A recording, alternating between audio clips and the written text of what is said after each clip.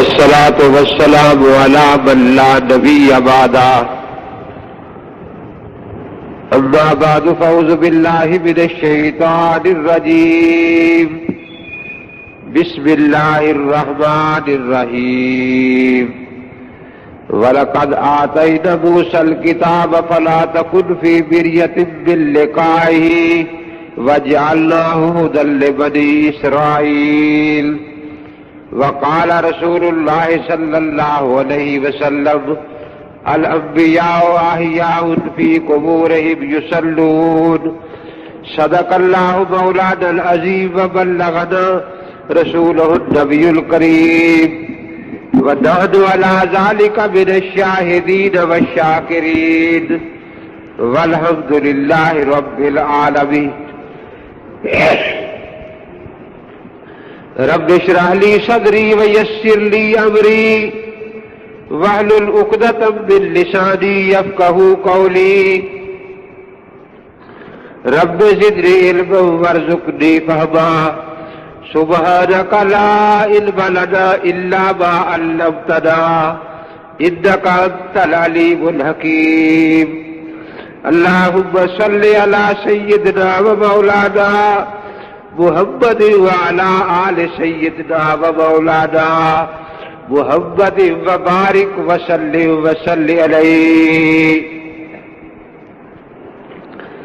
برادران اہل سنت والجماعت، رسول اقدس صلی اللہ علیہ وسلم نے ارشاد فرمایا، جو شخص مجھ پر ایک مرتبہ درود شریف پڑھتا ہے اس پر 10 رحمتیں نازل ہوتی ہیں، 10 درجے بلند ہوتے ہیں، 10 گناہ معاف ہوتے ہیں اور 10 دفعہ اللہ اس پر سلام بھیجتے ہیں. اور ایک فائدہ جو ان سے سب سے بڑا ہے وہ یہ ہے، آپ نے فرمایا جو مجھ پر زیادہ درود پاک پڑھے گا، جتنا زیادہ پڑھے گا، قیامت کے دن شفاعت کا نمبر اتنا ہی جلدی آ جائے گا. یہ اس لیے میں عرض کر رہا ہوں کہ یہ فائدہ سارے فائدوں سے بڑا ہے کہ اللہ تعالی ہمیں مقدموں سے بچائے. یہاں کی عدالت 4 گھنٹے یا 6 گھنٹے کی ہوتی ہے، ہم باہر بیٹھے ہیں، ٹھنڈا بھی مل رہا ہے، پینے کو گرم بھی مل رہا ہے، دوست احباب بھی بیٹھے ہیں، لیکن صرف یہ انتظار ہوتی ہے کہ بھی کب آواز آتی ہے. اس انتظار سے بچنے کے لیے ہم بڑی کوشش کرتے ہیں، کسی کو ملتے ہیں کہ جلدی آواز آ جائے اور جلدی کام ہو جائے. تو وہ عدالت جو 50,000 سال کی ہے اور جس دن سوائے عرش کے سائے کے اور کوئی سایہ نہیں ہوگا، حوض کوثر کے سوا اور کہیں پینے کا پانی نہیں ہوگا.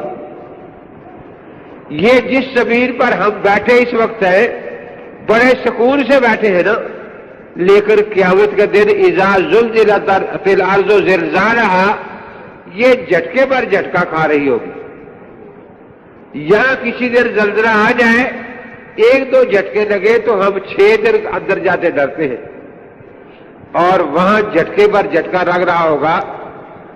اللہ تعالیٰ فرماتے ہیں یوم تشخص فیہ الابصار، آنکھیں پتھرا جائے گی، انسان حیران پریشان ہوں گے.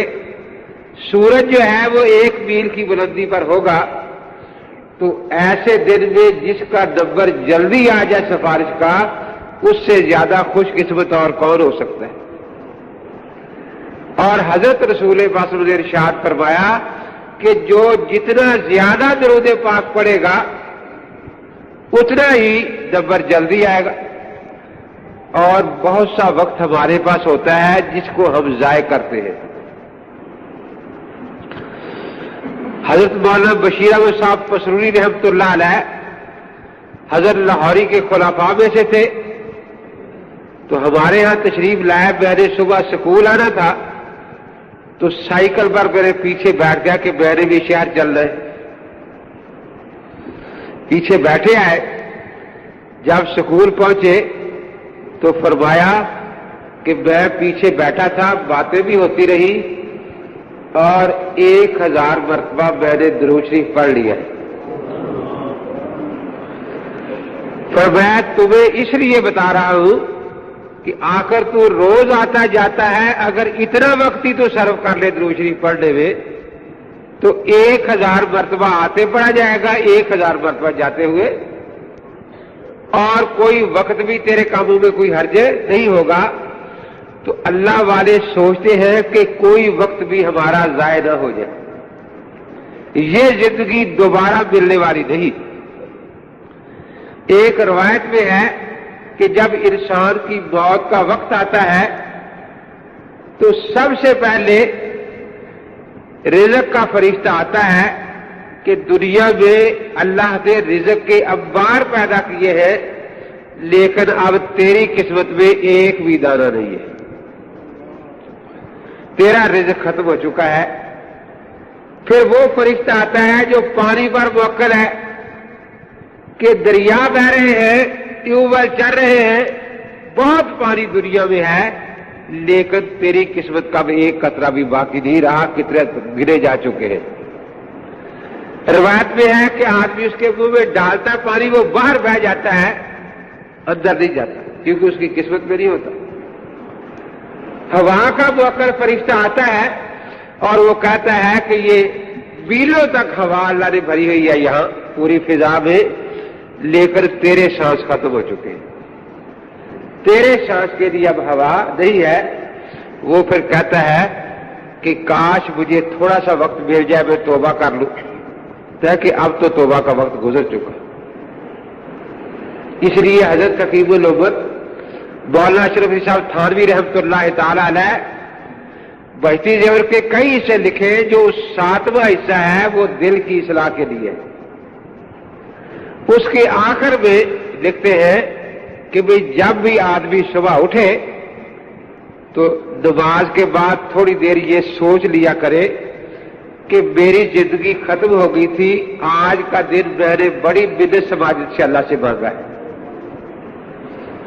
بڑی منتیں کی کہ یا اللہ آج کا دن مجھے دے دے، تو اللہ تعالیٰ نے آج کا دن مجھے مانگا ہوا دیا ہے، اس لیے آج میں نے اللہ کی کوئی نافرمانی نہیں کرنی۔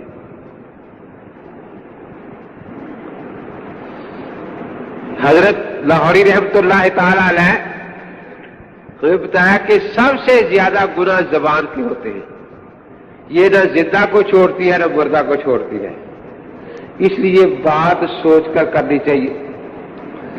ادھر فرمانے لگے ایک دانہ کچی گندم کا منہ میں رکھ لیا کرو، ایک دانہ، کیونکہ وہ جب منہ میں رہے گا تو زبان کو لگے گا نا پھولتا پڑتا سارا، تو زبان کو یاد رکھے کہ یہ اس لیے رکھا ہے کہ زبان سوچ کے چلانی ہے، بغیر سوچے نہیں چلانی۔ اور میں کچھ دیر یہ کرنا پڑے گا، پھر عادت پڑ جائے گی نا سوچنے کی، پھر آدمی سوچ کر زبان چلائے گا۔ تو مقصد یہ ہے کہ یہ درود پاک ایک ایسا وظیفہ ہے جو جنت میں بھی جاری رہے گا، جس میں اللہ تعالیٰ بھی شریک ہے، اللہ کے فرشتے بھی شریک ہے۔ تو آپ نے ارشاد فرمایا کہ خاص طور پر جمعے کے دن مجھ پر زیادہ درود پاک پڑھا کرو۔ فرمایا تمہارا درود مجھ پر پیش کیا جاتا ہے۔ تو صحابہ نے عجیب سوال پوچھا، عرض کیا کہ حضرت آ کر جو بھی دنیا میں آئے ایک دن جانا ہی جانا ہے، تو آپ کی نبوت تو قیامت تک ہے، کیونکہ آپ کے بعد کوئی نبی پیدا نہیں ہوگا، آپ پر درود پڑھنے والے تو قیامت تک رہیں گے۔ تو جب آپ کا وصال ہو جائے گا، آپ قبر میں آپ کا معاذ اللہ مبارک جسم گل سڑ جائے گا، اس وقت تو لوگ درود پڑھا کریں گے نا، اس درود کا کیا بنے گا؟ تو حضرت پاک نے ارشاد فرمایا کہ اللہ نے ضمیر پر حرام فرما دیا ہے کہ نبیوں کے جسموں کو نقصان پہنچائے، اس لیے انبیاء علیہ السلام کے سادے مطہرہ اسی طرح ترو تازہ اور محفوظ رہتے ہیں. اور فرمایا کہ یہ درود اسی طرح وہاں قبر میں پیش ہوا کرے گا. تو دیکھو اس سے پتہ چلا کہ جس حیات کا مسئلہ ہے وہ حیات اسی قبر میں ہے، اور اسی جسم کو حیات حاصل ہے جو دوسروں کا گل سڑ جایا کرتا ہے. اسی جسم پاک کو حیات حاصل ہے جو قبر میں دفن کیا گیا ہے. اسی لیے حضرت پاک نے پھر یہ قاعدہ کلیہ بیان فرمایا، الانبیاء احیاء فی قبورہم یصلون. بعض جگہوں پہ بڑا زور ہوتا ہے ایسے لوگوں کا. بہاولپور گلوا کے علاقہ میں گیا میں، تو مجھ سے پہلے مولانا عبدالعزیز صاحب رحمۃ اللہ علیہ شجاع آباد والوں کا بیان تھا، بڑا شور مچا. اس میں شور کے لیے لوگ آئے ہوئے تھے. پھر مولانا محمد شریف صاحب رحمۃ اللہ ختم نبوت والے تھے، ان کا بیان تھا، بڑا شور مچا. تو تھانے دار صاحب میرے پاس آئے، کہنے لگے ان کے خلاف کوئی درخواست نہیں ہے اور ان کی تقریروں میں اتنا شور بچا ہے، تیرے خلاف 60 درخواستیں ہیں، تو تیری تقریر میں کیا بنے گا؟ اس لیے میری رائے یہ ہے کہ تو تقریر نہ کر. میں نے کہا میری تقریر شروع کرا دو، انشاءاللہ شور ختم ہو جائے گا. تو ختم ہو جائے گا. میں نے کہا اگر ہوا تو تقریر بند کرا دے، اس میں کون سی بات ہے، شروع تو کرا کے دیکھو. اب وہ سارے تیار ہو کے بیٹھے شور کرنے کے لیے جو آئے ہوئے تھے حضرات، 2-4 بڑے بڑے ذمہ دار، 10-12 مولوی صاحبان. میں نے خطبہ پڑھا اور خطبے کے بعد میں خاموش ہو کے بیٹھ گیا. اب تقریر کر رہا ہو تو پھر کوئی سنے یا نہ سنے توجہ دے، چپ کر جائے، پھر سارے سوچتے کہ کیا ہو گیا.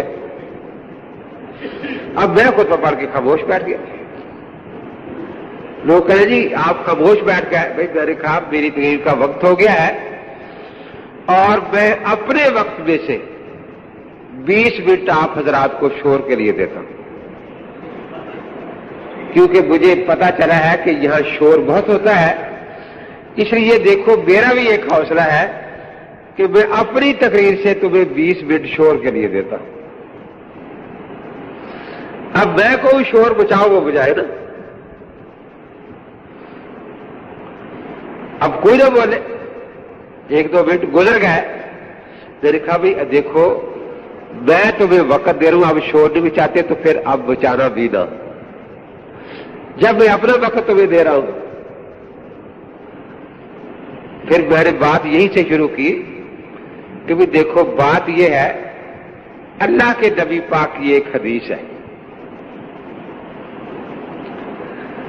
اس میں 2 باتیں ہیں. 2 باتیں. ہمارا گناہ یہ ہے کہ ہم اس حدیث کو پورا مانتے ہیں، ان کی نیکی یہ ہے کہ یہ آدھی مانتے آدھی نہیں مانتے. اس حدیث میں ہے کہ انبیاء علیہ السلام کے اجساد مطہرہ محفوظ ہیں، اور نبی اللہ حی یرزق، اللہ کے نبی زندہ ہے، ان کو رزق دیا جاتا ہے. یہ بھی کہتے ہیں کہ انبیاء علیہ السلام کے اجساد مطہرہ محفوظ ہیں. اس کے لیے اگر اس حدیث کے علاوہ کوئی اور حدیث ان کے پاس ہے تو وہ مجھے لکھ کر بھیجے تاکہ میرے علم میں اضافہ ہو. اور اگر یہ عقیدہ اسی حدیث کی بنیاد پر انہوں نے رکھا ہے تو پھر میرے خیال میں یہ حدیث پوری مان لینی چاہیے.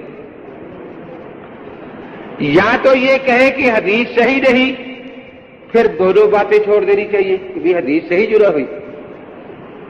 اور اگر یہ صحیح ہے تو پھر صحیح میں سے ایک بات ماننا اور ایک کا انکار کرنا، یہ میری سمجھ میں نہیں آ رہا. یہ جتنے حضرات شور بچا رہے ہیں یہ سارے کہتے ہیں کہ ہمارا عقیدہ ہے کہ حضرت پاک کا جسد محفوظ ہے. میں اپنے مطالعے کے طور پر کہتا ہوں کہ اس کی دلیل یہی حدیث ہے اور کوئی حدیث نہیں. اگر تو کوئی اور حدیث ہے تو مجھے وہ بھیج دے، میں ان کا شکر گزار ہوگا، اور اگر یہی حدیث ہے تو پھر اللہ کے نبی کی بات پوری ماننی چاہیے، ادھوری ماننی چاہیے۔ وہ جو 4 چودھری صاحبان ان کو لے کر آئے ہوئے تھے، انہوں نے کہا اپنے مولوی صاحبان سے بھی بات تو امیر کی معقول ہے، اگر تو اسی حدیث سے آپ ہمیں یہ عقیدہ بتاتے ہیں کہ انبیاء علیہ السلام کے ارشاد مطہرہ محفوظ ہے، تو پھر تو بات پوری ماننی چاہیے، اور اگر یہ حدیث آپ کے ہاں صحیح نہیں، کوئی اور حدیث آپ کے پاس ہے تو وہ آپ پیش کریں۔ دیکھا کہ حدیث تو یہی ہے کہ جب یہی ہے تو پھر پوری ماننی چاہیے۔ آپ نے آج تک کبھی آدھی کیوں سنائی؟ وہ اللہ کا قانون، وہ چاروں زمیندار اٹھے اور انہوں نے کہا کہ بھی ہم حیات کے قائل ہو گئے۔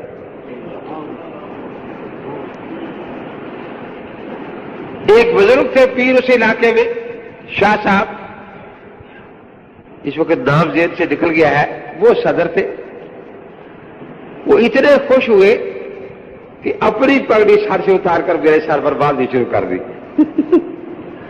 فرمایا یہی 4 آدمی اس علاقے میں ان کے بڑے تھے، اور الحمدللہ یہی 4 ادھر آ گئے ہیں، اب یہ مسئلہ ختم ہو گیا۔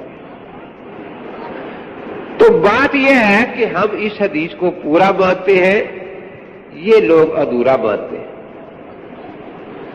حضور پاک نے فرمایا الانبیاء احیاء فی قبورہم، انبیاء علیہ السلام زندہ ہے اپنی قبروں میں، یصلون، نمازیں پڑھتے۔ اب دیکھیے حضرت پاک کا روضہ مبارک، قبر مبارک کہاں ہے؟ مدینہ منورہ میں۔ میں جس دن عمرے پر گیا تو میں وہاں دعا مانگ رہا تھا، اللہم انی اسألک بمحمد النبی کا و رسول کا و حبیب کا، کہ اے اللہ اپنے نبی پاک کے وسیلے سے میری دعا قبول فرما۔ تو ایک سپاہی کھڑا تھا شرطا، مجھے کہتا ہے شرک شرک، دیکھا لیسا بشرک توسل، شرک نہیں ہے تو وسیلہ ہے۔ کہتا ہے توسل بالاعمال لا بالذوات، توسل عملوں کے ساتھ ہوتا ہے، کوئی نیک عمل کر کے دعا مانگو کہ یا اللہ اس نیک عمل کے برکت سے میری دعا قبول فرما، لا بالذوات، ذات سے نہیں کہ یا اللہ اس ولی کی برکت سے میری دعا قبول فرما۔ ساتھ کہتا ہے الاعمال محبوب لا ذوات، اعمال اللہ کو پیارے ہیں، ذات پیاری نہیں۔ میں نے کہا یحبہ و یحبونہ ذوات لا اعمال، قرآن میں ہے اللہ فرماتے ہیں کہ مجھے ان سے محبت ہے، یہ مجھ سے محبت کرتے، یہ دونوں طرف ذات ہے۔ تو کہتا ہے ذات پیاری نہیں ہوتی۔ اچھا ان لوگوں میں ویسے یہ ہے کہ وہ قرآن سن کر خاموش ہو جاتے ہیں، چلا گیا خاموش ہو گیا۔ پھر جب جا رہا تھا میں نے آواز دی، میں نے پوچھا، میں نے کہا بھی ای عمل اتوسل، بھی کون سا عمل میں کروں پھر وسیلہ مانگوں؟ صلی رکعتین ثم توسل، 2 رکعت نفل پڑھو پھر دعا کرو کہ یا اللہ ان 2 رکعت کے وسیلے سے میری دعا قبول فرما۔ مجھے غصہ آ گیا، میں نے کہا کہ میری اور تیرے اور میرے جیسے گنہگار کی 2 رکعتیں اللہ کو اپنے نبی پاک سے زیادہ پیاری ہے، کہ 2 رکعتیں ہماری پیاری ہوگی اور اللہ کا نبی پاک اللہ کو پیارا ہی نہیں ہے۔ میں نے کہا عجیب بات ہے۔ پھر وہ چلا گیا۔ جب ہم مدینہ منورہ جا رہے تھے تو 2 نوجوان، وہ کبھی یہاں سے اٹھے اس کے پاس بیٹھ جائے، وہاں سے اٹھے اس کے پاس بیٹھ جائے، میں دیکھوں کہ یہ کیا کر رہے۔ اب وہ لوگوں کو کہہ کیا رہے تھے کہ روضہ پاک کی نیت نہیں کرنی کہ ہم روضہ پاک کی زیارت کے لیے جا رہے ہیں، یہ نیت کرو کہ ہم مسجد نبوی میں نماز پڑھنے جا رہے ہیں، پھر وہاں جا کے روضہ پاک کی زیارت بھی ہو ہی جائے گی نا، لیکن نیت جو ہے یہ مسجد نبوی کی کرو۔ میں نے سن لیا، میں نے کہا بھائی یہ جھوٹ بول رہے ہیں، دھوکہ دے رہے تھے. مجھے کہتے کیوں، کیسے؟ میں نے کہا حرم پاک میں مکہ مکرمہ میں ایک نیکی کا ثواب کتنا ہے؟ کہتا ہے 1,00,000 کے برابر. میں نے کہا وہاں کتنا ہے؟ تو ہم تو 50,000 کہتے، وہ 1,000 کہتے. کہتے 50 والی حدیث صحیح نہیں ہے. کہتا ہے 1,000 کے برابر. تو میں نے کہا صحابہ کے زمانے سے لے کر آج تک یہ ساری دنیا نقصان والے کام کی طرف ہی جاتی ہے. جہاں 1,00,000 نیکی ملنی تھی ایک پر، وہ چھوڑ کر ادھر جا رہے ہیں 1,000 پر. تو ساری دنیا اتنا نقصان اٹھا رہی ہے، کیوں؟ میں نے کہا یہ بات نہیں، اصل بات یہ ہے کہ وہاں ایک چیز ایسی ہے جس کا درجہ خانے کعبے سے بھی زیادہ ہے. وہ ہے حضرت پاک کا روضہ اطہر. ہمارا عقیدہ ہے کہ وہ خاک پاک جو حضرت پاک کے جسد اطہر سے بس کر رہی ہے، اس کا درجہ عرش اعظم سے بھی بلند ہے. کیوں بلند ہے؟ اللہ لا مکان ہے، اللہ کا کوئی مکان نہیں، اللہ لا مکان ہے. اور جن کے مکان ہیں ان میں سے حضور پاک سے افضل کوئی نہیں. اس لیے اگر اللہ کا مکان ہوتا تو ہم کہتے اللہ کا مکان مصطفیٰ کے مکان سے زیادہ شان والا ہے. اب اللہ کا تو مکان ہے کوئی، وہ تو لا مکان ہے. جتنی مکان والی شخصیتیں ہیں ان میں حضرت محمد الرسول اللہ صلی اللہ علیہ وسلم سے زیادہ شان والا کوئی نہیں. اس لیے ہم یہ عقیدہ رکھتے ہیں کہ یہ عرش سے بھی زیادہ اونچی شان والی جگہ ہے. اور اسی طرح یہ جنت میں منتقل ہو جائے گی. وہ اب بھی جنت ہی ہے، روضۃ من ریاض الجنہ. مجھے کہتا ہے الرحمن علی العرش استویٰ، کہ اللہ کا بھی مکان ہے عرش. میں نے کہا کہ مکان ہمیشہ مکین سے بڑا ہوتا ہے. دیکھو نا، میں جس جگہ بیٹھا ہوں یہ بڑی ہوگی تو بیٹھ سکتا ہوں نا، چھوٹی ہو تو نہیں بیٹھ سکتا نا. تو پھر تو جو نماز شروع کرتا ہے اللہ اکبر کیا کر، تجھے تو اللہ سے بڑی چیز مل گئی نا، عرش. تو شروع کیا کر العرش اکبر، کیونکہ تیرے ہاں تو عرش اللہ سے بڑا ہے نا. اللہ کا مکان جو ہے، مکان مکین کو گھیرے ہوئے ہوتا ہے. قرآن کہتا ہے اللہ ہر چیز کو محیط ہے، اللہ کو کوئی چیز گھیر سکتی نہیں. اب وہ بالکل لاجواب ہو گیا. اب میں نے پوچھا، میں نے سن تو پڑھا ہوا بھی ہے یا نہیں. میں نے کہا یہ جو استواء علی العرش ہے یہ اللہ کی صفت ہے یا فعل ہے؟ اللہ کی صفت ہے یا فعل ہے؟ جلد سے کہتا صفت. میں نے کہا تیرے کافروں میں کوئی شک نہیں کیونکہ صفات اللہ کی قدیم ہے، پھر تجھے ماننا پڑے گا کہ عرش بھی قدیم ہے. میں نے کہا یہ صفت نہیں فعل ہے، فعل حادث ہوتا ہے تجھے اتنا پتہ نہیں کہ فعل اور صفت میں فرق کیا ہے، اور لوگوں کی عقیدے برباد کر رہا ہے. میں نے کہا پھر مدینہ منورہ تک وہ نہیں بولے، ایسے خاموش ہو کے بیٹھے نا. تو ہمارا عقیدہ یہی ہے.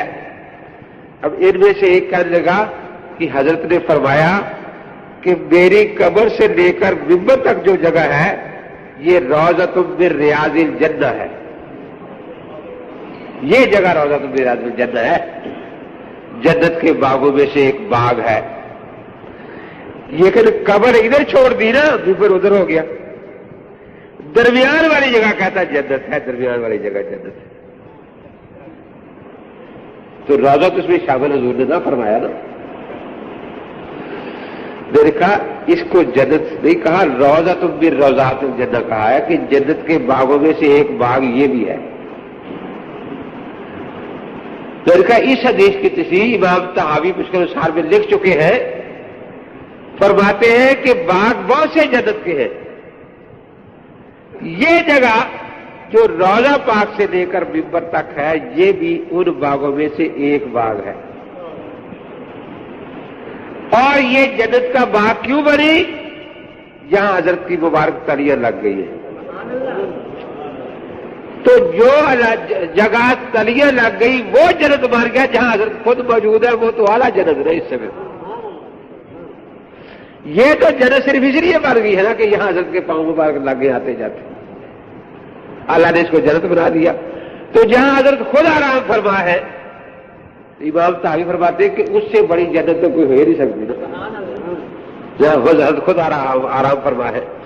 تو حضرت نے فرمایا الانبیاء احیاء فی قبورہم یصلون، انبیاء علیہ السلام اپنی قبروں میں زندہ ہے اور نمازیں بھی پڑھتے ہیں. زندگی بیکار زندگی نہیں. ایمان کے بعد سب سے بڑی بات نماز ہوتی ہے نا. اگرچہ وہاں نماز فرض نہیں، لیکن فرمایا کرتے تھے دنیا میں قرۃ عینی فی الصلاۃ، نماز پڑھنے سے میری آنکھیں ٹھنڈی ہوتی ہیں. آپ اس لذت کے لیے وہاں نماز ادا فرماتے ہیں. تو میں نے کہا دیکھو حضرت پاک کی قبر مبارک مدینہ منورہ میں ہے، اس سے کسی کافر کو بھی انکار نہیں، کسی کو انکار نہیں نا. پھر اس قبر مبارک میں حضرت کا جو جسد عطر ہے وہ وہی ہے جو دنیا والا ہے، جو سیدہ آمنہ کے پیٹ سے پیدا ہوا، وہی جس پر وحی نازل ہوئی، وہی جو صاحب ہجرت اور صاحب معراج ہے، صاحب جہاد ہے.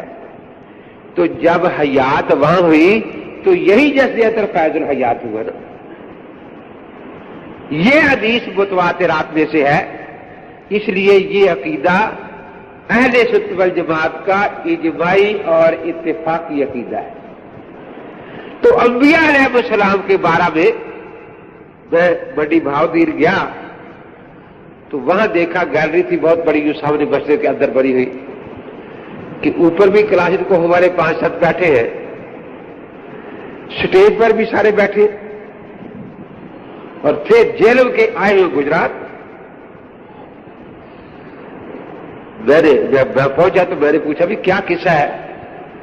فرمایا کہ انہوں نے میٹنگ کی تھی گجرات میں بیٹھ کر، بڑی بہادر رہے ہوتے کہ 2 بسیں آئی ہیں، ایک بس آئی ہے کہ امیر پر حملہ کرنا ہے. اس کی اطلاع جیل میں ہوگی مولانا عبداللطیف صاحب رحمۃ اللہ علیہ کو، تو انہوں نے 2 بسیں بھیجی ہیں. فرمایا کہ پہلے جا کے پورے اسٹیج پر قبضہ کر لو اور گیلری پر قبضہ کر لو.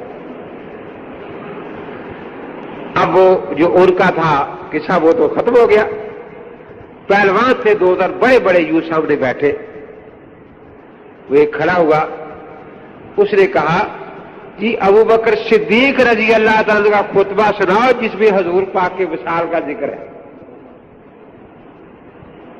جس میں حضرت پاک کے وصال کا ذکر ہے.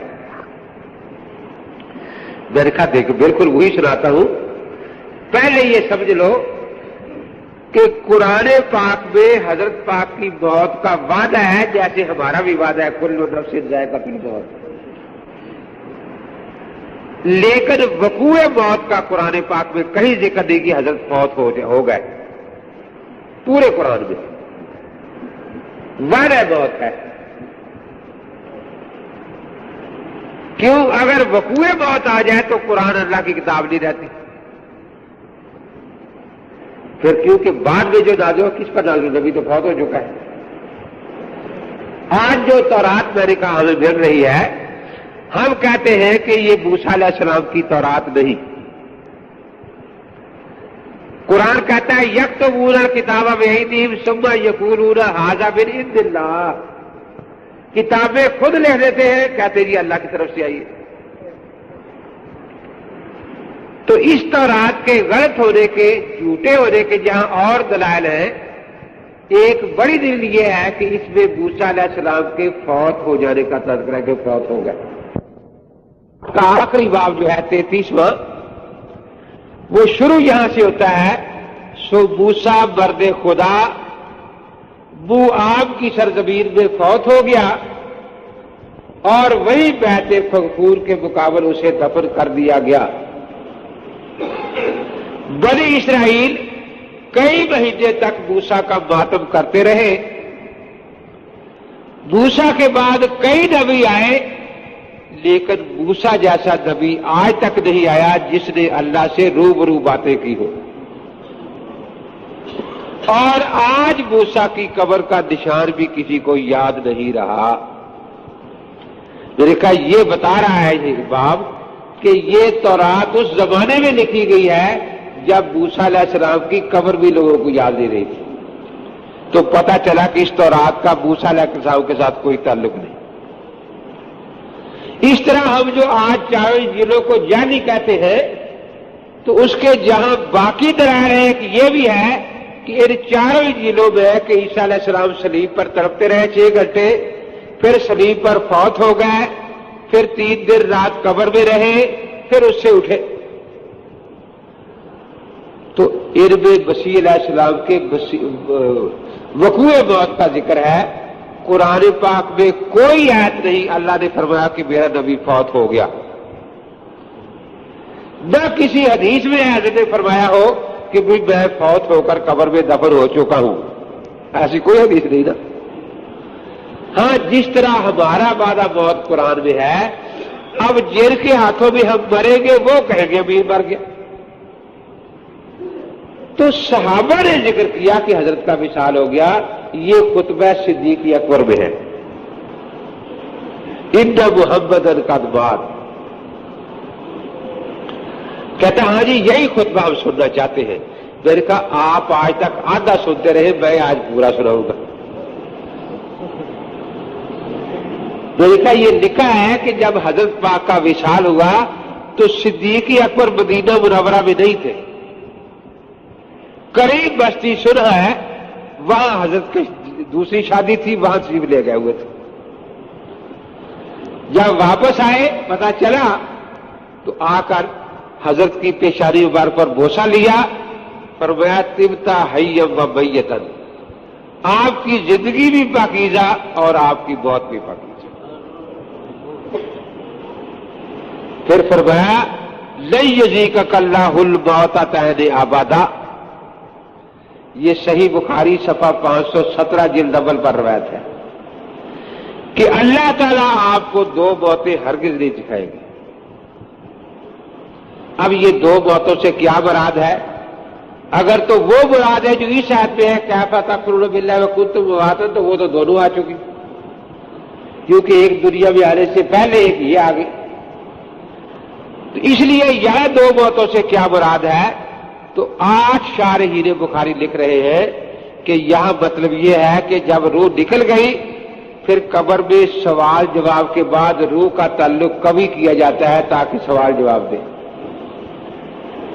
اس کے بعد پھر روح کا تعلق ایسا ہوتا ہے جیسے نیند میں ہوتا ہے باہر سے. اس لیے نیک کو بھی حکم ہوتا ہے کہ ایسے سو جا جیسے دلہن سو جاتی ہے. اور کافر بھی یہی کہتے اٹھیں گے وہ باسنا بر کا دینا. نیند میں روح باہر ہوتی ہے اور باہر سے جسم کے ساتھ تعلق ہوتا ہے اس کا. لیکن نبی کی روح پھر نہیں نکلے گی،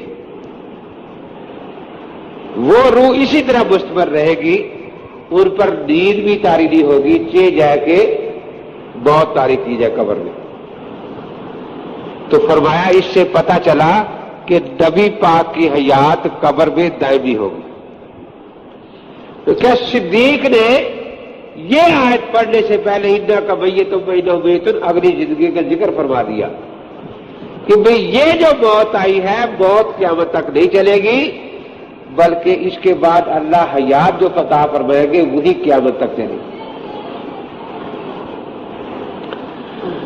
دیکھو جس طرح صوفی صاحب بیٹھے ہیں، ان سے پوچھو آپ کی عمر کیا ہے، یہ کہے 30-40 سال. تو میں کہوں کہ 30-40 سال پہلے جو آپ کی حالت ہے اس کو قرآن بہت کہہ رہا ہے کیف تکفرون باللہ وکنتم امواتا. اب 40 سال سے حیات ہے صوفی صاحب کی، تو اب حیات کی بات کرنی چاہیے موت کی کرنی چاہیے؟ جی وہ کہے گے کہ موت تو 40 سال پرانی ہو چکی ہے، بہت 40 سال اب حیات ہے. تو حضرت پاک کو 11 ہجری میں آپ پر موت آئی اب تقریباً 1410 سال ہو چکے ہیں، وہ بہت پرانی ہو چکی ہے۔ اس کے بعد آج تک حیات ہے۔ اب جس کی 40 سال ابھی حیات ہو، اس کو ہم مردہ کہیں تو اس کو غصہ آتا ہے یا نہیں آتا؟ اور جس کی حیات 1410 سال ہو چکی ہو، بہت کے بعد والی، تو اس لیے اب حیات کی بات ہو رہی ہے۔ اب بہت تو 1410 سال پرانی ہو چکی ہے حضرت پاک۔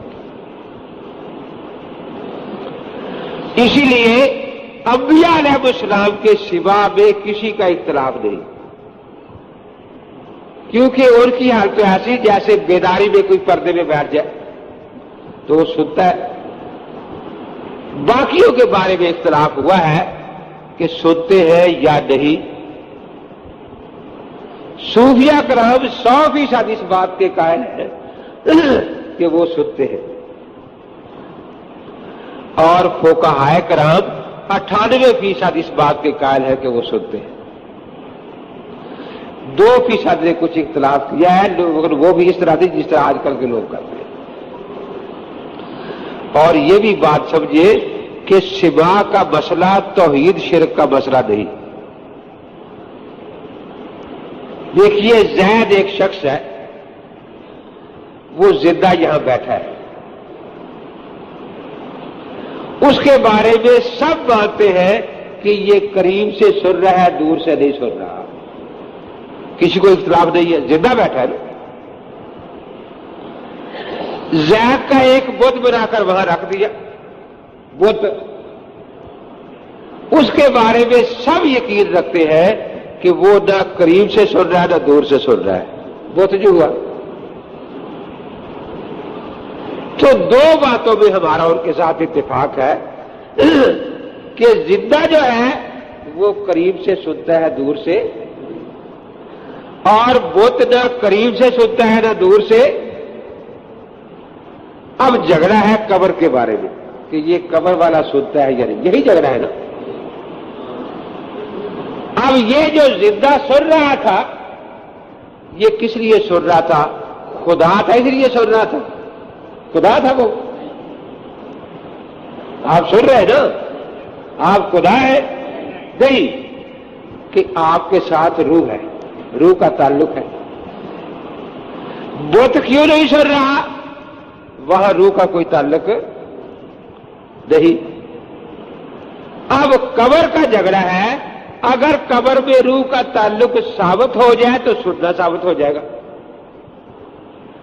اور اگر ثابت نہ ہو تو نہ سننا بت کی طرح ثابت ہے۔ بات سمجھ آ رہی ہے نا؟ اب جب قبر میں عذاب ثواب ہو رہا ہے تو عذاب ثواب بغیر تعلق روح کے ہو سکتا ہی نہیں۔ تو جب روح کا تعلق ثابت ہو گیا تو اصل پھر روح آئی تو روح ادراکات لے کے آتی ہے، سننا ثابت ہو گیا۔ اب جیسے آپ کے ساتھ روح کا تعلق ہے تو اصل مسئلہ سننا ہے، آپ کا سن رہے ہیں آپ۔ اب اگر کسی کے بارے میں ثابت کرنا ہو کہ نہیں سن رہا تو دلیل اس کو دینی پڑے گی، یہ بہرا ہے اس لیے نہیں سن رہا، بہرا ہو اسے سن۔ لیکن جو بہرا نہیں، جس کا بہرا ہونا ثابت نہیں، وہ سن رہا ہے۔ دنیا کی مثال دے رہا ہوں نا، اور خواب میں تو بہرا بھی سنتا ہے قبر میں تو بہرا بھی سنتا ہے جو یہاں بہرا تھا، کیونکہ وہاں روح اس کار کی محتاج نہیں رہی۔ تو اس سے معلوم ہوا کہ سماع اصل ہے۔ اب جو یہ کہے کہ سننا ثابت رہی، دلیل اس کے ذمہ، یہ الٹا کہتے دلیل تمہارے ذمہ۔ میں درسگاہ میں بیٹھا تھا، 2 پروفیسر آ گئے میرے پاس کہ جی مولوی صاحب، قرآن میں سینکڑوں آتے کہ مردے نہیں سنتے، مردے نہیں سنتے۔ میں نے کہا یہ نہیں کہا جاتا، بات یوں کہو کہ ہم قرآن پر سینکڑوں جھوٹ بولتے ہیں، ہم قرآن پر سینکڑوں جھوٹ بولتے ہیں کہ مردے نہیں سنتے۔ پورے پورے قرآن میں ایک بھی آیت نہیں جس کا ترجمہ ہو کہ مردے نہیں سنتے، نہ پورے ذخیرہ حدیث میں کوئی حدیث ہے جس کا ترجمہ ہو کہ مردے نہیں سنتے۔ نہیں جی وہ پڑھتے ہی رہتے، تو میرے کو لکھوا کے لانی تھی۔ کہتا ہے یاد تو آپ کو بھی ہوگی، آپ ہی سنا دو۔ تو میں نے کہا یہی پڑھتے ہو گئے اتنا کا لا تسمع الموتى، کہتے ہیں ہاں دیکھو نا یہی ہے۔ میں نے قرآن پاک کھول کر سامنے رکھ دیا، میں نے کہا پڑھو کیا ہے؟ آیت پوری پڑھنی چاہیے ادھوری پڑھنی چاہیے؟ میں نے کہا اس کا ترجمہ بھی یہ نہیں کہ وہ مردے نہیں سنتے، یہ ہے کہ اتنا کا لا تسمع الموتى، آپ مردوں کو نہیں سناتے۔ کہ جب نہیں سناتے تو سنتے بھی نہیں نا۔ میں نے کہا یہ کیسے ثابت ہو گیا؟ آج میں نے آپ کو ناشتہ نہیں کرایا نا، تو آپ نے کیا بھی نہیں۔ میں کہوں کہ میں نے آپ کو ناشتہ نہیں آج کرایا تو آپ نے کیا بھی نہیں، یہ کیسے پتہ چلا کہ وہ سنتے بھی نہیں؟ میں نے کہا اب خود ہی ترجمہ پڑھو آیت کا اور مجھے بتاؤ کہ کن کو آپ نہیں سناتے، کن کو آپ اور کن کو سناتے ہیں؟ یہ بھی تو آیت میں ہے نا، کن کو سناتے ہیں۔ ان تسمع الا من یؤمن بآیاتنا فہم مسلمون، کہ جی مسلمانوں کو سناتے ہیں، تو میرے پتا چلا کہ جن کو نہیں سناتے مردہ کا ہے وہ کافر ہوئے نا۔ کہ آپ جب واز فرماتے تھے میں نے کہا تو ابوبکر صدیق آپ کی آواز سنتے تھے، ابو جہل تو سنتا ہی نہیں تھا نا، کیا خیال ہے؟ اگر وہ سنتے ہی نہیں تھے زندہ کافر تو ان کو کافر کہنے ہی جائز نہیں۔ دیکھو نا اس دیوار کو کوئی کافر نہیں کہتا کیونکہ اس نے سنا ہی کچھ، سننے کے بعد انکار کرے گا تو کافر کہا جائے گا نا۔ پتھر کو کوئی کافر نہیں کہتا، تو اگر وہ زندہ کافر سنتے ہی نہیں تھے ان کو کافر کہا کیوں جاتا ہے؟ تو سنے نہیں بیچاروں کو۔ تو میں نے کہا کہ جب تشبیہ مردوں سے دی ہے تو تشبیہ میں کوئی وجہ تشبیہ ہوتی ہے۔ وجہ تشبیہ کیا ہے؟ عدم سماع تو یقیناً نہیں نہ سننا، کیونکہ سارے کافر سنتے تھے حضرت کا آواز، اس لیے وجہ شبہ عدم انتفاع ہے کہ سن کر فائدہ نہیں اٹھاتے تھے۔ مانتے وہ مان جاتے تھے مسلمون، اور یہ مانتے ہمارے یہاں بھی یہی محاورہ ہے۔ کہتا جی 3 مہینے ہو گئے ہیں ڈی سی صاحب میری سنتے ہی نہیں، تو اس کا کیا مطلب کہ بہرے آدمی کو حکم نے ڈی سی لگایا ہوا ہے؟ نہیں، وہ سنتے ہیں مانتے نہیں۔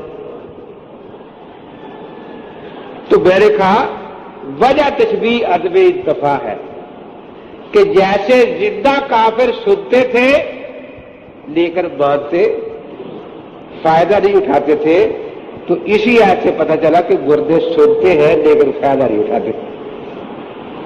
اب وہ نئی توبہ نہیں کر سکتے، کوئی نئے عمل کی وہاں ان کے لیے کوئی گنجائش باقی؟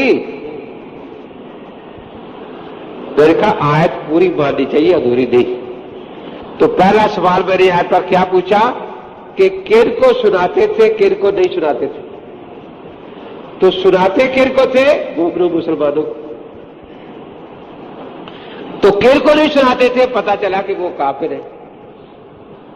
اب کافروں کو نہیں سناتے تھے، اللہ نے نبی نے سنانے کے لیے، اللہ نے سنانے کے لیے بھیجا تھا یا نہیں؟ اتنا سناتے تھے بار بار، اتنا سناتے تھے بار بار کہ اللہ تعالیٰ کو ترس آیا، فرمایا کہ آپ تو شاید اپنے آپ کو ہلاک ہی کر ڈالیں گے۔ لعلہ کا باقی نفسک۔ پھر میں نے پوچھا کہ کیا نہیں سناتے تھے؟ دوسرا سوال میں نے کیا پوچھا؟ کیا نہیں سناتے تھے؟ تے شور پکار، میں نے کہا کہاں لکھا ہے؟ میں نے کہا وہی نہیں سناتے تھے ان کو یعنی وہ نہیں مانتے تھے جو آگے ہے ایمان کی باتیں، اسلام کی باتیں. ان تسبیح اللہ بھائی یومن بآیاتنا فہم مسلمون. ایمان عقیدوں کا ذکر ہے، اسلام اعمال کا ذکر ہے. میں نے کہا شور پکار تو نے کہاں سے لیا بھائی؟ میں نے کہا وہ غلط کہتے ہیں. میں نے کہا تو خود دیکھنا اب اور ان سے پوچھنا جا کے. تو پہلا سوال میں نے کیا پوچھا کہ کن کو سناتے تھے، کن کو نہیں سناتے تھے. دوسرا کیا پوچھا کیا سناتے تھے، نہیں سناتے تھے، اور ان کو کیا سناتے تھے، ایمان کی باتیں. پھر میں نے پوچھا کہ کب نہیں سناتے تھے. کب؟ اذا ولوا مدبرین، جب وہ پیٹ پھیر کے بھاگے جا رہے تھے. تو یہ قبرستان والے بھاگ جاتے پیٹ پھیر کے؟ جی اگر وہاں لیٹے ہو پھر تو سنتے ہیں نا. کافر بھاگا کرتے تھے یا قبر والے بھاگا کرتے تھے؟ کہتا ہاں یہ تو سمجھ آ گیا کہ یہ دھوکہ وہ دیتے ہیں، یہ وہ دھوکہ دیتے ہیں. ایک اور بھی آیت ہے نا کہ وہ مجھے یاد نہیں، میرے کو بھی نکالی، میں نے کہا یہی ہوگی وما انت بمسمع من فی القبور. آپ نہیں سناتے ان کو جو قبروں میں ہے. وما انت بمسمع من فی القبور. میں نے کہا آگے ہی پڑھ لو کیا ہے. آپ سناتے نہیں، قبر والوں کو آپ سناتے نہیں، کچھ کرتے بھی ہے یا نہیں. آگے ہے کہ ان انت الا نذیر، آپ ان کو ڈراتے ہیں، آپ ان کو ڈراتے ہیں. تو ڈرتا یا تو کچھ دیکھ کر ہے، سن کر ہوتا ہے، کچھ دیوار کو نہیں ڈراتا نا. کوئی چیز سن کر ہی ڈرے گا نا، یا دیکھ کر ہی ڈرے گا نا. تو یہاں بھی وہی بات نکلی کہ یہ وہی قبروں والے کافر مراد ہے جن کے سامنے آپ واز فرمایا کرتے تھے. وہ آپ کا واز سنتے بھی تھے، آپ ڈراتے ہیں لیکن وہ ڈر کو قبول نہیں کر رہے، وہ آپ کی بات کو قبول نہیں کر رہے. تو میں نے کہا کیا حضرت پاک ہمیشہ قبرستان بھی واز کرتے جا کے، یا وہ پہاڑی پر کھڑے ہو کر فرما رہے ہیں انت نذیر العریان، میں دنگا ڈرانے والا ہوں، دنگا ڈرانے والا. یہ کرم کا محاورہ ہے. تو کوئی بڑی پریشانی ہوتی نا تو لوگ دنگے بھاگنا شروع کرتے، تو دیکھنا سمجھتے کہ کوئی مصیبت آگے اس خاندان میں جو دنگے بھاگ رہے ہیں. وہی محاورہ حضرت نے مال فرمایا کہ مجھے ایسا ہی سمجھے کہ میں تمہیں ڈرانے آیا ہوں. تو آپ زندوں کو ڈر سناتے تھے یا مردوں کو؟ تو یہاں بھی اہل قبور اور کافروں کو کہا گیا، تشبیہ دی گئی ہے، اور تشبیہ عدم سما میں نہیں، عدم انتفاع میں ہے.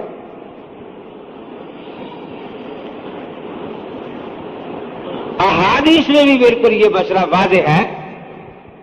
بدر میں جب 70 کافر مارے گئے، مسلم شریف میں ہے، سخت گرمی کا موسم تھا، سخت گرمی کا، رمضان کا مہینہ. ان کی لاشیں پھول پھٹ گئی. تیسرے دن حضرت شریف لے گئے، فرمایا کہ ان کو گڑھوں میں پھینک دو. بالکل پھٹی لاشیں. پھر وہاں کھڑے ہو کر فرمایا کہ اللہ نے جو وعدہ میرے ساتھ کیا تھا وہ تو پورا ہوا. جو اللہ کے وعدے میں نے تمہیں سنائے تھے وہ پورے ہوگا یا نہیں عذاب والے؟ تو حضرت عمر نے عرض کیا کہ حضرت یہ سن رہے ہیں؟ فرمایا تم سے زیادہ سن رہے، تم سے زیادہ سن رہے. تو جیسے میں نے دوپہر کے درس میں عرض کیا تھا کہ وہاں روح کی پوری توجہ احساس کی طرف ہوتی ہے، اس لیے وہاں احساس اور ادراک اتنا تیز ہوتا ہے کہ دنیا میں ہم اس کا تصور بھی نہیں کر سکتے. اب اس کا کہتے کیا ہے کہ معجزہ تھا، معجزہ تھا. بات غلط ہے، کیسے معجزہ تھا؟ امام بخاری اس کو 2 جگہ لایا ہے، حالانکہ صحیح بخاری میں بوجھ ذات کا باب ہے لیکن وہاں نہیں لایا، کتاب الجنائز میں لائے ہیں اور ادھر جا کر کتاب المغازی میں جہاد کے باب میں، مسلم بھی اس کو کتاب العذاب قبر میں لائے ہیں، حالانکہ مسلم بھی بوجھ ذات کا باب ہے۔ کوئی اس کو بوجھ ذات میں نہیں لایا سوائے صاحب مشکات کے، مشکات میں یہ بوجھ ذات کے باب میں آئی ہے، اور اس کی وجہ اور ہے کیونکہ اس میں یہ حدیث ذرا زیادہ لمبی ہے۔ اس میں یہ بھی ہے کہ حضرت نے فرمایا تھا کل ابو جہل یہاں مرا ہوا ہوگا، کل عتبہ یہاں مرا ہوا ہوگا، ھذا مسرع ابی جہل غدن، تو یہ پیش گوئی آپ کی بوجھا تھی۔ تو چونکہ مشکات نے جو درج کیا اس میں بوجھا بھی ایک ذکر ہے، اس لیے اس مناسبت سے وہاں لے گئے، اس کو بوجھا نہیں بنایا انہوں نے۔ تو ایک مجھے کہنے لگا کہ جی ابا جی نے آیت سے استدلال کیا ہے، میں نے کہا قرآن نے تو نے دیکھ لیا، قرآن سے تو کچھ نہیں ملا کہ ابا جی کی بات مانی چاہیے اما عائشہ کی یا نہیں، میں نے کہا ماننی چاہیے کہ انہوں نے کہا کہ یہ بات تم بھی آسما نہیں ہے کہ تم سے زیادہ سنتے ہیں، یہ نہیں، تو ٹھیک ہے اس کی نفی کی۔ فرمایا کیا اما جی نے کہ تم سے زیادہ جانتے ہیں، تو جانتے مردہ جانا کرتے ہیں، کوئی کہہ سکتا ہے یہ دیوار تم سے زیادہ جانتی ہے؟ اما جی کیا فرماتی ہے؟ بات تم پہ افہم منہم، تم میری بات کو ان سے زیادہ سمجھ نہیں رہے، یہ زیادہ سمجھ رہے ہیں، یہ سمجھ رہے ہیں، وہ زیادہ آپ کی بات کو سمجھ رہے ہیں۔ تو یہ کیوں سمجھ رہے ہیں؟ سن کر یا بے سنے؟ جی یہ سن کر ہی سمجھ رہے ہیں نا، تو وہ جو زیادہ سمجھ رہے ہیں وہ بھی تو سن کر ہی سمجھ رہے ہیں نا۔ امبا جی کے ساتھ میں نے کہا تمہارا کوئی تعلق نہیں۔ امبا جی عذاب میت کی قائل ہے، بخاری شریف میں صفحہ 181 پر ہے کہ امبا جی کی حدیث پاک ہے، حضور فرماتے ہیں کہ میت کو قبر میں عذاب دیا جاتا ہے، میت اسی جسم کو کہتے ہیں نا، تو امبا جی اس جسم کی عذاب کی قائل ہے اور تم قائل نہیں ہو، تمہارا کیا تعلق امبا جی سے؟ پھر امبا جی علم میت کی قائل ہے کہ میت کو علم ہے، فہم میت کی قائل ہے کہ میت کو سمجھ ہے قبر والی، تم اس کے قائل نہیں ہو، تمہارا کیا تعلق امبا جی کے ساتھ؟ امبا جی سلام خطاب کی قائل ہے کہ قبر پر جا کر خطاب سے السلام علیکم یا اہل القبور، یہ خطاب کا صیغہ ہے نا۔ آج کل یہ کہتے ہیں خطاب نہیں دعا ہے، تو دیکھو مردے کے لیے دعا ہر جگہ کی جا، مسجد میں بھی کی جا سکتی ہے کہ یا اللہ اس کو بخش دے، کی جا سکتی ہے نا، لیکن السلام علیکم یا القبور صرف قبر پر جا کر کہتے ہیں، یہاں تو کوئی نہیں کہتا۔ اس لیے جب بھی مماتی ملے تو تم اسے کہا یا السلام علیکم یا القبور، السلام علیکم یا، اور وہ غصے ہوتے ہوئے میں دعا کر رہا ہوں تمہیں کیا تکلیف ہے؟ دیکھو یہ خطاب والی دعا قبر پر جا کر ہو سکتی ہے، تو جب خطاب مقصود ہے تو وہ سنے گا تو خطاب ہوگا نا۔ تو ابا جی اس کی قائل ہے، تم اس کے قائل نہیں ہو، تمہارا ابا جی کے ساتھ کوئی تعلق نہیں۔ پھر ابا جی کلام میت کی قائل ہے کہ مردہ بات سنتا بھی ہے۔ ترمذی شریف میں یہ بات ہے کہ آپ کے جب بھائی عبد الرحمان فوت ہوئے سیدہ عائشہ رضی اللہ عنہا کے، تو آپ وہاں نہیں تھی مدینہ منورہ میں، جب پہنچی تو پھر اپنے بھائی کی قبر پر گئی ہے، ان کو خطاب کر کے شعر پڑھے ہیں ابا جی نے۔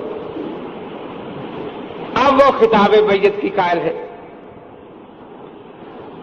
امام بخاری نے، ان کا انداز عجیب ہے صحیح بخاری شریف میں، جہاں یہ حضرت عائشہ والا قول نقل کیا ہے نا کہ وہ زیادہ سنتے نہیں زیادہ جانتے ہیں، اس کے ساتھ اگلی جو حدیث ہے میں نے کہا یہ پڑھو کیا ہے،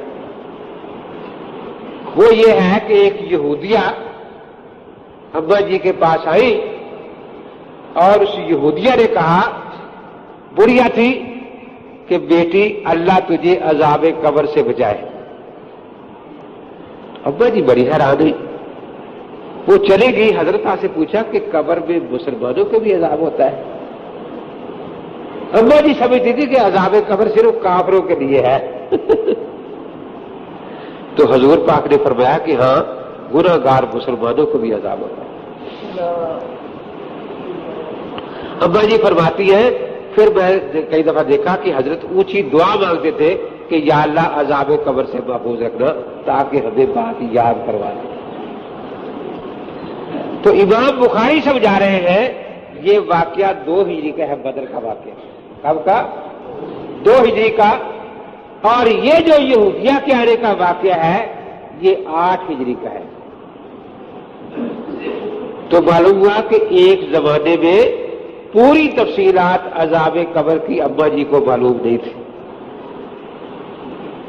لیکن بعد میں تفصیلات معلوم ہوئی نا، اور بعد میں تو پھر یہ کہ سلام میت کی بھی قائل ہے، میت کے پہچاننے کی بھی قائل ہے۔ فرماتی ہے کہ اب میں اپنے گھر میں بھی کہتی ہوں تو کپڑے پورے لے کر تاکہ حیا من عمر، حضرت عمر سے مجھے حیا آ رہی ہے، حضرت عمر سے حیا آ رہی ہے۔ تو حضرت عمر کے پہچان کے قائل ہے، کلام کی قائل ہے۔ ابا جی کے ساتھ ان کا کسی بات میں کوئی تعلق ہے ہی نہیں۔ پھر ابا جی مسلمان نے پوری حدیث ہے لمبی کہ اسی جسم اور روح کو عذاب ہوتا ہے، تفصیل سے بیان فرما رہے ہیں۔ تو ابا جی کا نام یہ بحث دھوکے کے لیے لیتے ہیں، وہ ان کے ساتھ ہرگز نہیں، بلکہ ان کے ساتھ کوئی بھی نہیں پہلے عدم سما میں جو مدرک سما کا انکار کرتے ہیں کہ جی امام اعظم ابو حنیفہ رحمۃ اللہ تعالی علیہ۔ اب کہتے کیا ہے، ایک اور دھوکہ سمجھو، فقہ حنفی میں دکھاؤ، امام صاحب کا قول دکھاؤ۔ یہ ایک بہت بڑا دھوکہ، اس کو سمجھے۔ فقہ کی کتابوں میں عقیدے نہیں ہوتے، عملی مسئلے ہوتے ہیں۔ کیوں؟ عقیدے تو سب کے چاروں اماموں کے ایک ہیں، اس میں اختلاف نہیں، وہ عقائد کی کتابوں میں۔ اب عیسیٰ علیہ السلام زندہ ہے یا نہیں؟ کوئی کہے کہ امام شافعی کا قول دکھاؤ کہ عیسیٰ علیہ السلام زندہ ہے، ہم کہتے ہیں کہ عقیدے چاروں امام کے ایک سے عقیدوں میں لکھا ہے، لیکن فقہ شافعی میں اس کا ذکر نہیں۔ کوئی کہے اب امام صاحب نے تو کتاب لکھ دی نا عقیدوں میں، فقہ اکبر میں لکھا کہ عیسیٰ علیہ السلام زندہ ہے، امام مالک کی عقیدوں کی لکھی کوئی کتاب نہیں۔ اب کوئی مرزائی یہ سوال کرے کہ امام مالک سے دکھاؤ، امام مالک سے کہ عیسیٰ علیہ السلام زندہ ہے، تو یہ سوال دھوکے کے لیے ہے۔ اماموں کا نام لے لے کر سوال نہیں ہوتا، کیونکہ یہ اتفاقی عقیدے ہے، یہ اختلافی مسئلہ نہیں کہ ہر امام الگ الگ بات بیان کرے، یہ تو عقائد میں آ جاتی ہے۔ ایک مجھے کہنے لگا جی امام صاحب سے نہ سما کی روایت ہے نہ عدم سما کی ہے، میں نے کہا جو ہے وہ تو مان لو نا۔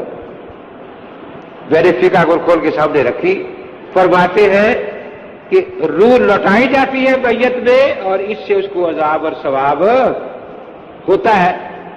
اور جواہر القرآن میں مولانا غلام اللہ خان صاحب لکھتے ہیں کہ روح اگر قبر میں لوٹائی جائے تو پھر سما ثابت ہو جاتا ہے، کیونکہ روح سے سنتا ہے نا۔ تو میں نے کہا امام صاحب جو روح کے لوٹانے کے قائل ہیں تو وہ پکے سما کے قائل ہیں، عدم سما کہیں ان سے ثابت نہیں۔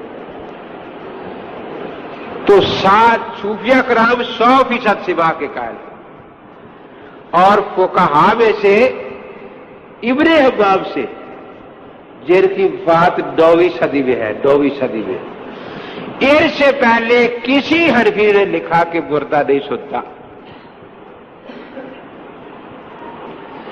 9वीं सदी से पहले किसी ने लिखा। इन्होंने एक मसला कसम से ये बात निकाली कि मुर्दा नहीं सुनता, लेकिन वो भी इनकी तरह नहीं कहते कुछ भी नहीं सुनता। वो कहते हैं सलाम की आवाज सुनता है, सलाम अलैकुम कहो। तलकीर की जाए, सवाल जवाब हो रहा तो ऊपर वाला को बताया कि भाई कहो अल्लाह एक है, तो ये भी तलकीर मुर्दा सुनता है। इब्ने इमाम कह रहे हैं, कहते रोजा पाक पर जाकर सलातो सलाम पढ़ो, हजरत सुनते हैं। सिद्दीकी अकबर पर पढ़ो, सलाम अर्ज करो, सिद्दीक अकबर सुनते हैं। फारूक आजम सुनते हैं। देखिए असल में ये एक साजिश है। इस्लामी हुकूमतें जब होती थी तो फिर ऐसे फितने नहीं चलते थे। ज़ावी ने वाकया लिखा है सीर अहमद नोबाला में, इमाम वकीब ने जर्राह रहमतुल्लाह तआला अलैह बहुत बड़े मुहद्दिस हैं, सिहासिता वालों की उस्ताद है और इमाम आजम इमाम अबू हनीफा के शागिर्द हैं। तो इनका एक अजीब अंदाज होता था, जब हदीस पढ़ाते ना काला काला रसूलुल्लाह सल्लल्लाहु अलैहि वसल्लम, तो फिर यह भी बताते कि इस हदीस ने इमाम साहब ने इतने मसाइल निकाले हैं। काला अबू हनीफा कज़ा, काला अबू हनीफा कज़ा, अबू हनीफा ने यूं फरमाया, अबू हनीफा ने यूं फरमाया, ये भी लिखाते हैं। एक दिन एक आदमी खड़ा हो गया, उसने कहा कि आप हमें काला रसूलुल्लाह लिखाया करें, काला अबू हनीफा ना लिखाया करें। देखो मैं क्या करोगे काला रसूलुल्लाह को, क्योंकि हदीस वही मतलू तो है नहीं कि कुरान की तरह तर्जमा मतलब ना है, तिलावत करने से सवाब मिलता जाए। कुरान ऐसी किताब है कि इसका माना मतलब न भी है तो तिलावत से ही सवाब मिल रहा है, लेकिन हदीस तिलावत वाली तो है नहीं, ये तो मतलब समझ आएगा तो अमल कर रहे ना। तो जब तुम्हें मतलब ही समझ नहीं आएगा, मैं इसलिए इमाम अबू हनीफा मतलब समझाता हूं। उसने कहा अख्ता अबू हनीफा, अबू हनीफा से खता हुई। बस ये सुनना था। इमाम वकील ने फरमाया निकल जाओ यहां से, खबरदार रहता यहां निकल जाओ। उसके बाद निकाल दिया। निकालने के बाद शागिर्दों से फरमाया कि मैं ये नहीं कहता कि इमाम अबू हनीफा मासूम थे, ये नहीं मैं कहता, और उनसे खता हो नहीं सकती थी, मैं बिल्कुल ये नहीं कहता। अगली बात मैं कहता हूं कि उनसे खता हो सकती थी, लेकिन वो जमात उनको खता पर कायम नहीं रहने देती थी। जैसे कारी साहब कुरान सुना रहे हैं रमजान में, तो उनसे भूल हो जाती है, गलती, लेकिन लुकमा देने वाला गलती दुरुस्त कर देता है। तो या तो एक लुकमा देने वाला बैठा होता है, वहां 40 लुकमा देने वाले गोईथिन बैठे होते हैं, जहां इमाम साहब बसना लगाते थे।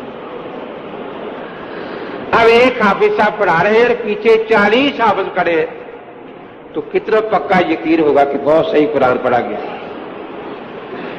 फरमाया ये जो आदमी है जो कहते कि अबू हनीफा गलती पर जमे रहे किसी पर महाजल्ला, उलाइका कल अदब बल हुब अजल, ये परे दर्जे के जाहिल है, जानवरों से बदतर लोग हैं। हमारे करीब गांव है, तो वह गैर मुकर्रद है, उनका एक लड़का कहीं तबलीगी जमात में आने जाने लगा। तबलीगी जमात में आने जैसे मेरे पास भी आने जाने लगा जी। तो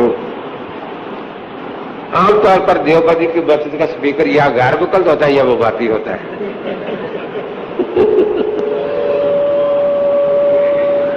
अक्सर जगह यही शिकायत होती है। ले गया तो लोग बेचारे करीब आके खड़े होकर सुन रहे थे कि आवाज नहीं बाहर जा रही। इतने लोग आए हुए थे। टाइम हो गया है जुमे का जी। 1:30 बजे जुमा होता है। अच्छा पिछले जुमे बताया था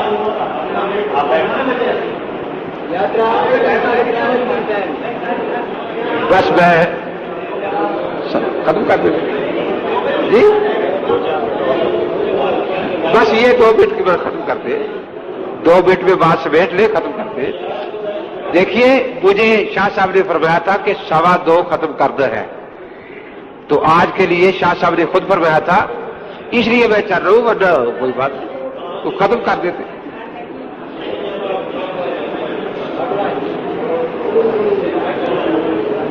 تو خیر میں نے جو کچھ آپ کے سامنے عرض کیا وہ یہ ہے کہ انبیاء علیہ السلام اپنی قبروں میں حیات ہیں,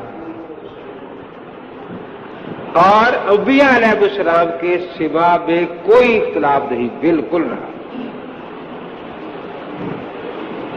سب سے پہلے ربیع الاول 1402 ہجری میں اشاعت التوحید و سنت کا ایک اجلاس ہوا پنڈی میں. اس میں انہوں نے لکھا, وہ چھپا ہوا موجود ہے, کہ ہم ہیں عجمیت والے حضور پاک کے قبر پر صلاۃ و سلام کے سوا کے قائل نہیں. یہ حضرت پاک کے وصال کے 1400 سال بعد عقیدہ بنایا گیا. ہم قائل نہیں, لیکن اگر کوئی قائل ہو تو ہم اس کو کافر نہیں کہتے, بلکہ اہل سنت والجماعت سے خارج بھی نہیں کرتے. یہ ہے ربیع الاول 1402 کا ان کا عقیدہ. پھر محرم 1406 میں اس کی توثیق کی گئی اسی عقیدے کی کہ ہم قائل نہیں ہیں, ہم قائل کہ اگر حضرت پاک صلاۃ و سلام پڑھے حضرت وہاں سے نہیں سنتے, لیکن اگر کوئی پڑھے تو ہم اس کو اہل سنت والجماعت سمجھتے ہیں. پھر ذی قعدہ 1409 ہجری, اس میں یہ آیا کہ جو شخص حضرت پاک کے قبر پر صلاۃ و سلام کا قائل ہے کہ سنتے ہیں وہ کافر ہے, دائرہ اسلام سے خارج ہے. تو 1409 میں ان کا عقیدہ پھر بدل گیا. اس لیے ان بیچاروں کے عقیدے میٹنگوں پر بدلتے ہیں, میٹنگ کرتے ہیں عقیدہ اور ہو جاتا ہے, پھر اگلے سال میٹنگ ہوئی پھر عقیدہ اور ہو جائے گا. لیکن اہل سنت والجماعت کا عقیدہ شروع سے اٹل آ رہا ہے. ایک آدمی کا نام 1400 سال میں کوئی پیش نہیں کر سکتا جو سنی کہلاتا ہو, محدث نہ ہو, فقیہ نہ ہو, چور ہو, ڈاکو ہو, زانی ہو, لیکن حضرت پاک کے سوا کا انکار کیا اس نے. ہم 1 لاکھ روپیہ فی حوالہ ان کو انعام دیں گے, 1 لاکھ روپیہ فی حوالہ. تو جن کا دین شروع سے آ رہا ہے وہ ہمارے پاس ہے, اور جن کا 1409 میں بنا ہے وہ تو ابھی شاید بالغ بھی نہیں ہوا, ان کا دین نابالغ ہے. ہم ان کی بات ماننے کے لیے تیار نہیں. وآخر دعوانا ان الحمدللہ رب العالمین. رسول عذاب فرعون اور آل فرعون جسم اور روح کو کہتے ہیں, صرف روح کو کہتے تھے جی. اب اللہ تعالیٰ فرماتے ہیں کہ آل فرعون اور فرعون کو عذاب نے گھیر لیا, تو جسم اور روح دونوں کو گھیرا نا. 3 عذابوں کا ذکر آیا. ایک تو غرق کرنے کا عذاب, ان کو غرق کر دیا گیا نا. تو جب غرق کیا گیا اس میں جسم اور روح دونوں شریک تھے عذاب نہیں, یا کسی ایک چیز شریک. دوسرا عذاب جو ہے ارض نار سے, کہ داخل نہیں کیے گئے لیکن آگ پر ان کو تپایا جا رہا ہے دوزخ سے باہر قبر میں. اسی کا نام عذاب قبر ہے. تیسرا فرمایا کہ قیامت کو حکم ہوگا آپ آگ میں داخل کر دو. تو قرآن پاک نے بالکل صاف صاف الفاظ میں ان عذابوں کا ذکر فرمایا ہے. اللہ کے پاک پیغمبر صلی اللہ علیہ وسلم نے اس عذاب کا نام رکھا ہے. ایک تو عذاب قبر رکھا ہے کیونکہ قبر میں جسم رکھا جاتا ہے, اور ایک عذاب برزخ رکھا ہے. ان کے پاس اور کچھ نہیں ہوتا. قرآن کا نام تو بالکل جھوٹ بولتے ہیں, قرآن ان کے پاس قطعاً نہیں ہے. ان مسائل میں احادیث بھی نہیں ہے. عقلی ڈکوسرے ہوتے ہیں جو جسم گل سڑ جاتا ہے. جی جس کو قبر نہیں ملتی اس کا کیا بنتا ہے؟ جس کو قبر اس کا کیا بنتا ہے؟ میرے خیال جس کو مل گئی ہے وہ تو لکھ دینا ان کو ہو رہا ہے تاکہ جتنی بات سامنے بھی مان لیا جائے نا. پھر ہمیں بھی یہ بتاؤ کہ کس کو نہیں ملتی قبر؟ یہ شیر کہاں گیا؟ میرے خیال وہ کہاں گیا؟ عرش پر چڑھ گیا. آخر وہی مار کر اسی مٹی میں چلا گیا. قبر ہر کو ملتی ہے، دیر سویر ہو سکتی ہے. قرآن نے فیصلہ کر دیا ہے کہ منہا خلقناکم وفیہا ومنہا نخرجکم تارۃ. قیامت کو سارے قبروں سے اٹھے گے نا. تو کسی آیت میں آتا ہے کہ ایک شیر کے پیٹ سے نکل کر بھاگا آ رہا ہوگا، ایک ہوائی جہاز سے اتر کر بھاگا آ رہا ہوگا. بھئی وہ شیر بھی آ کر یہی چلا گیا نا. ہے کون جس کو قبر نہیں ملی؟ آ کر ہیر پھر کے سارے یہی چلے گئے. وہ شیر بھی یہی چلا گیا. ساؤتھ افریقہ جب میں گیا تو ایک نے مجھ سے سوال کیا کہ آج کل مرنے والا وسیع کہتا ہے میری آنکھیں اس اندھے کو دے دینا. اب ان آنکھوں کو عذاب ہوتا ہے یا نہیں ہوتا؟ میرے کہا ہوتا ہے. اسے تو درد نہیں ہوتا. میرے کہا وہ تو عذاب پردے میں ہے نا،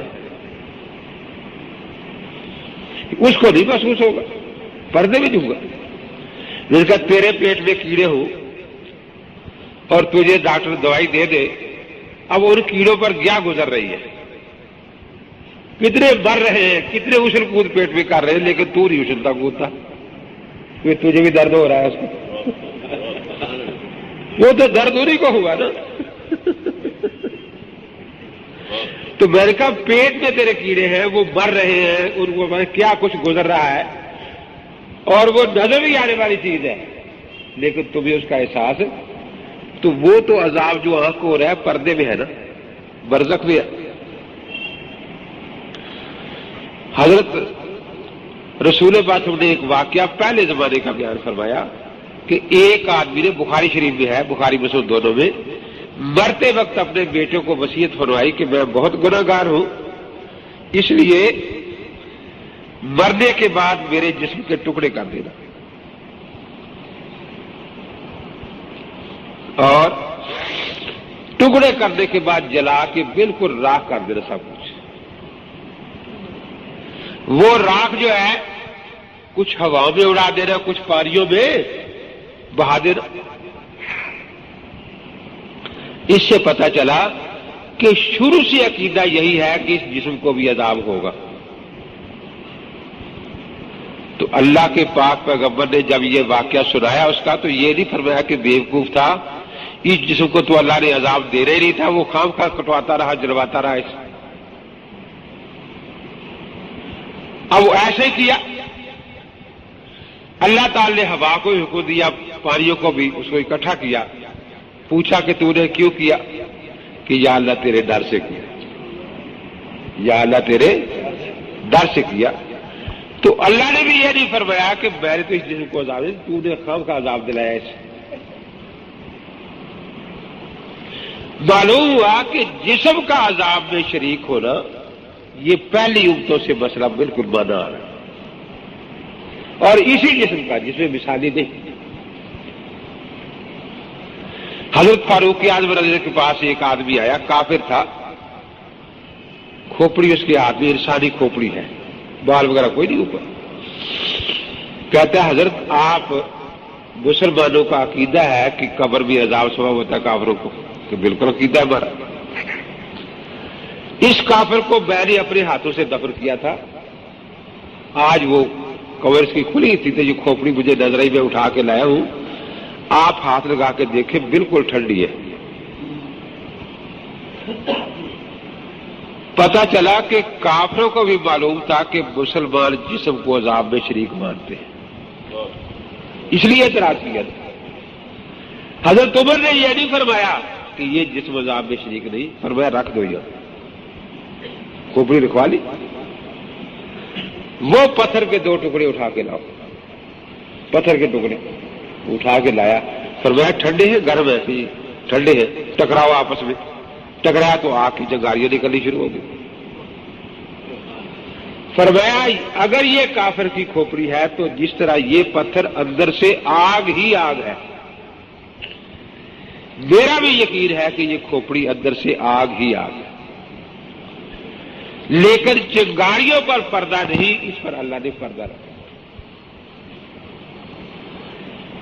اس لیے عذاب و ثواب قبر کا جو مسئلہ، جب اس میں جسم شریک ہے تو تعلق روح کے بغیر کوئی عذاب ثواب ہو سکتا ہی نہیں۔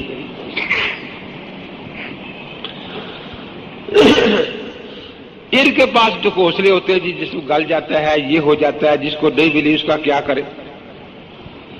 حالانکہ قرآن قاعدے بیان کرتا ہے، ایسی باتیں تو حل ہو جاتی ہیں۔ میں جو آیت پڑھی کوثر انسان ماک پر بن ای شاید خالقہ بن نطفہ، اب وہ ناکا 40 سال بری اٹھی تو نطفے سے نہیں پیدا ہوئی تھی یا ہوئی تھی؟ جی آدم علیہ السلام، حضرت حوا، ایسے اس طرح سے قاعدے پر کوئی اثر نہیں پڑا کرتا، لیکن یہ لوگ ایسی باتیں نکال کے قاعدوں کو توڑنے کی کوشش کرتے ہیں۔ قاعدہ اپنی جگہ قاعدہ ہوتا ہے، اور جو عادت ہے، جو خرقیات ہے وہ خر کی عادت ہے۔ تو اب پہلے نیند کو سمجھے، پھر انشاءاللہ یہ آپ بات سمجھ آئے گی، بیداری اور نیند کا فرق سمجھے۔ اس وقت ہم بیدار بیٹھے ہیں نا، یہ ہماری زندگی ہے نا، اس زندگی میں ہماری روح پر 3 ذمہ داریاں ہیں۔ کتنی؟ پہلی ذمہ داری ہے احساس و ادراک۔ اب میں آگے دیکھ رہا ہوں، آپ ادھر دیکھ رہے ہیں، نیچے سے کوئی چیوٹی پاؤں پر چڑھ گئی تو پٹھے فوراً دماغ کو اطلاع دے گی، حالانکہ ہم نے دیکھا نہیں آنکھ سے۔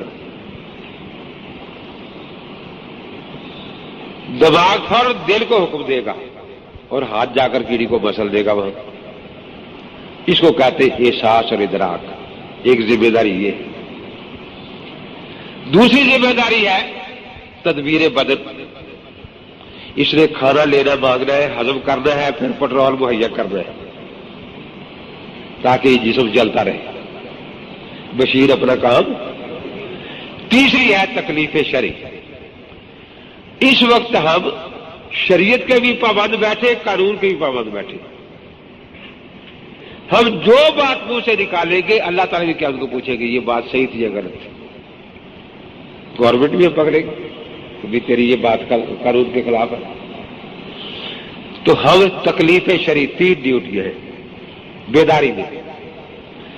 جب ہم سو جائیں گے ایک ڈیوٹی ختم ہوگی، اب کوئی تکلیف شرعی ہم پر نہیں۔ کبھی نہیں سنا ہوگا کہ پولیس نے اس کا چالان کیا، کیوں؟ اس نے خواب میں چوری کی تھی، اس نے خواب میں قتل کر دیا تھا۔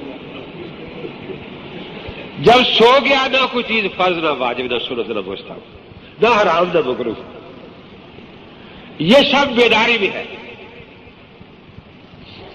پھر ہم بیٹھے، یہاں سے عورت گزری، اس کو گور کر دیکھا، گناہ ہوگا یا نہیں ہوگا؟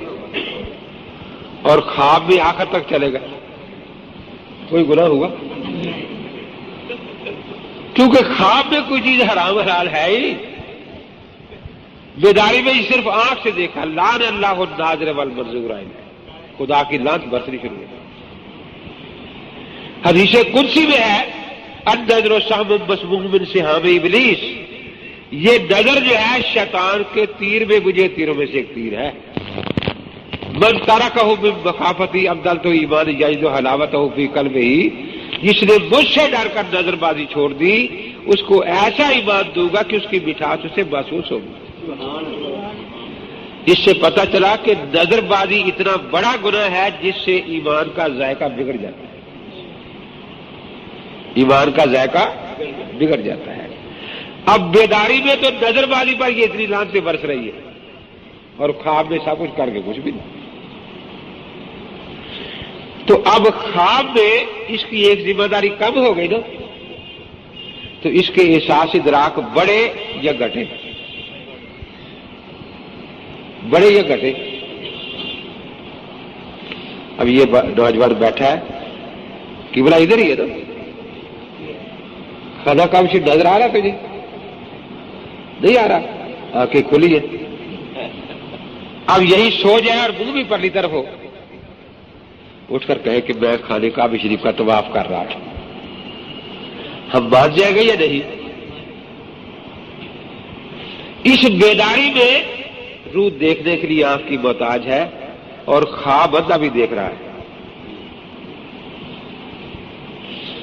اس بیداری میں روح چلنے کے لیے ٹانگ کی محتاج ہے اور خواب میں جس کی دونوں ٹانگیں کٹیوں سب سے آگے بھاگتا جا رہا ہو.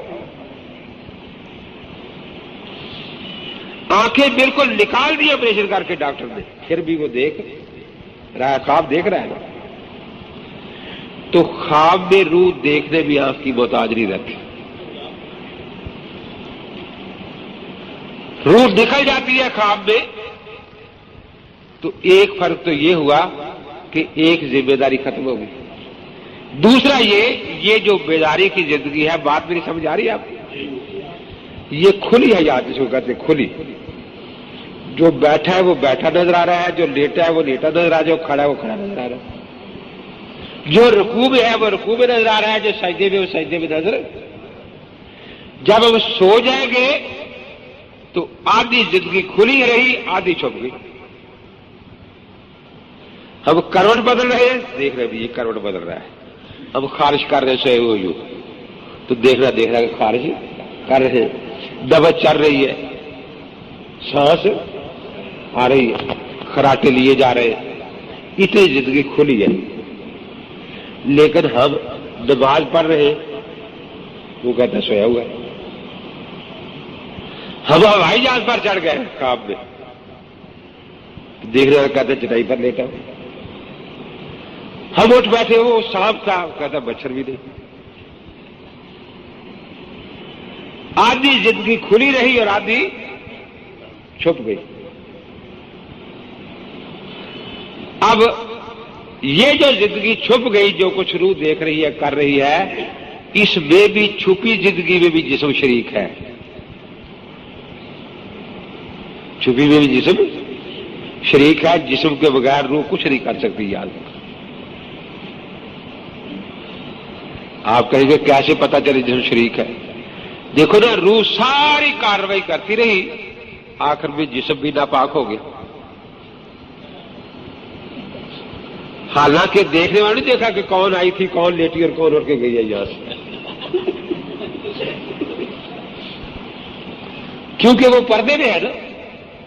لیکن جو جسم کے روح پردے میں کام کر رہی ہے، اس میں بھی جسم باقاعدہ شریک ہے. یہ یاد رکھے کہ اس جسم کے تعلق کے بغیر روح کچھ کر سکتی ہی نہیں، نہ کچھ بول سکتی. صرف روح کو زندہ ماننا یہ قرآن و حدیث کا انکار ہے. پھر یہاں رکاوٹیں ہیں. یہ دروازہ بند ہو جائے ہم نہیں نکل سکتے، لیکن وہاں کوئی رکاوٹیں نہیں. عالم خواب جہاں جائے پھر. حضرت پاک کا لمبا خواب بخاری شریف میں ہے. بہتی شریف پہلی کہانی وہی ہے کہ حضرت پاک کا جسد اطہر مدینہ منورہ میں آرام فرمایا. آپ کی روح پاک دوزخ کی سیر کر رہی ہے، جنت کی سیر کر رہی. جب روح پاک دوزخ کی سیر کر رہی ہے تو یہاں سانس چل رہی تھی نہیں چل رہی تھی؟ کروٹیں بدلی جا رہی تھی نہیں بدلی جا رہی تھی؟ کھانا ہضم ہو رہا تھا یا نہیں ہو رہا تھا؟ جب جنت میں سیر کر رہی تھی تو یہاں تعلق تھا یا نہیں؟ تو یہ خواب میں روح جہاں بھی ہو عالم خواب میں، اس کا تعلق جسم کے ساتھ ہوگا. تو جو روح جنت میں جا کر مدینہ شریف میں تعلق قائم رکھ سکتی، وہ نیند میں جا کر نہیں رکھ سکتی. اس لیے روح کے تعلق کی نفی قطر قیامت تک ثابت نہیں کر سکتے۔ اب جب قبر میں چلا گیا تو روح کی ایک اور ذمہ داری ختم ہو گئی، صرف ایک ذمہ داری رہ گئی روح کی۔ اب قبر میں نہ اس پر کوئی چیز فرض ہے، نہ واجب، نہ حرام، نہ مکروہ۔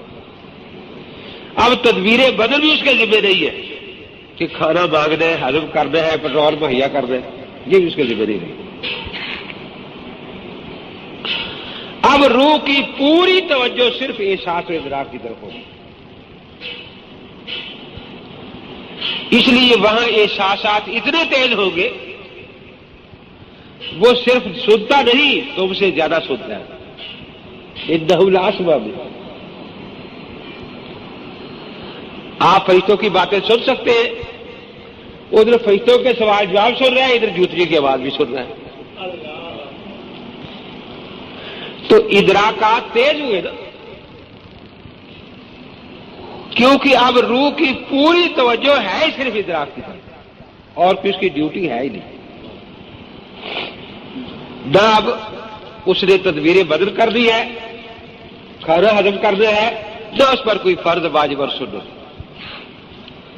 یہاں بھی یہ بھی یاد رکھیں کہ افضل ترین زندگی یہ ہے جو بیداری والی ہے۔ ترقی اور تنزل کا سارا مدار اسی پر ہے۔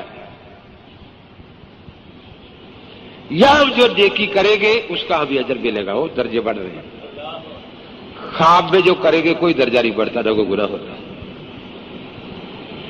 تو سب زندگیوں میں افضل حصہ یہ ہے جو بیداری والا ہے، اس کی ہر نیکی پر اجر ہے، ہر گناہ پر عذاب ہے۔ لیکن آگے جو خواب کی زندگی ہے اس میں کوئی عذاب و ثواب نہیں، جو چاہے کرتے رہے۔ اب نیند میں بیداری میں ساری زندگی کھلی تھی، نیند میں آدھی کھلی، آدھی قبر میں جا کر ساری چھوپ گئی۔ اب جو کچھ وہاں جسم پر گزرے گا، ثواب ہو یا عذاب ہو، ہمیں نظر اللہ نے فرما دیا وَمِن وَرَائِهِمْ بَرْزَخٌ إِلَىٰ يَوْمِ يُبْعَثُونَ۔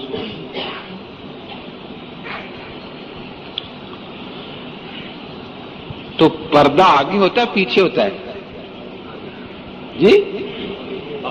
قرآن کا تھا پیچھے، جو ورائے بول کے پیچھے۔